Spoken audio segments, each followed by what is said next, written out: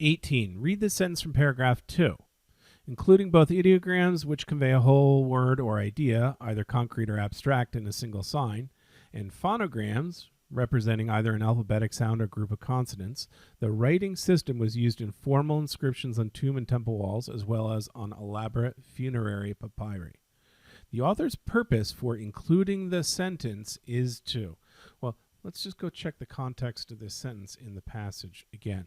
This was paragraph 2, which we already identified was about hieroglyphs, how they were kind of used as the word of God, and they were very complicated, right? And then the end of it talks a little bit more detail about that, and then it introduces the hieratic script with a little more detail on that again, following up from paragraph 1.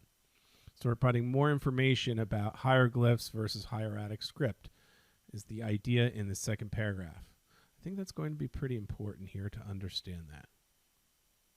So this is information will be helping us provide more information, more details about hieroglyphs. So what answer might match that? Describe the basic features of hieroglyphs and how they were typically used.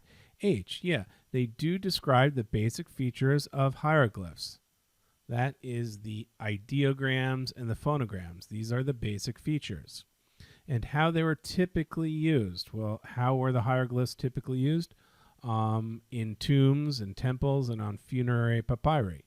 So the text here evidences H. So H must be the correct answer. Let's just check E, F, and G. E, explain that hieroglyphs were reserved for royal and religious purposes. So it doesn't say anything about reserving them for religious purposes. It just says the hieroglyphs were on tomb and temple walls. So that could attract and confuse students who really didn't understand the idea or analyze what paragraph 2 is doing, which is part of our reading function originally. So as you can see, that helps us answer this question, I think, correctly. F, demonstrate the methods experts use to interpret hieroglyphs. Well, are the ideograms and the phonograms methods experts use? Well, we have no idea. It never say anything about experts in the actual text here.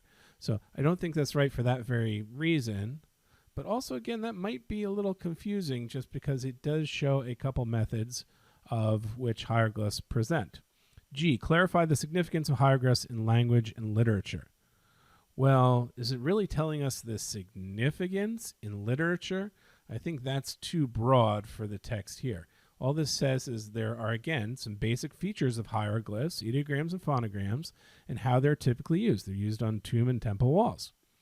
H is the correct answer. But I could see a few of these being tempting for other students who, again, didn't assess correctly how these lines of text fit in and use the evidence from the text as simply almost a paraphrased answer for H.